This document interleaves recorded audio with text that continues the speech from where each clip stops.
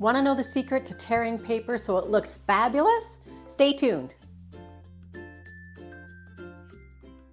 Want to know how to get that great feathery effect on torn edges? Let me show you how.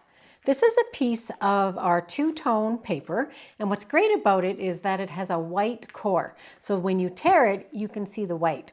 So all you have to do is hold it in both of your hands, and you're going to tear towards yourself. So I want to tear this in a diagonal line like this. I'm going to show you a card here in just a moment, and you're just going to get it started. So you're going to need to get just a little tiny tear started there. If you need to, you can just give yourself a little tiny cut there, but it's okay. I've got it going. And then you're just going to tear with your non-dominant hand. This is how I normally do it. So hold it in your dominant hand and then just tear it in a bit of a haphazard fashion. So I'm just aiming for that bottom corner. And you won't get it exactly into the corner, but when you do this in a little bit of the jagged edge, you're going to get that really nice feather. Okay, so then what you have is you have two pieces that end up looking like that.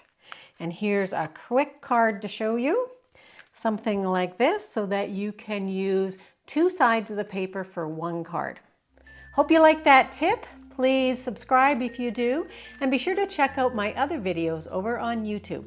Also sign up for my email at joe@designwithjoe.ca. Thanks very much. Have a great paper crafting day.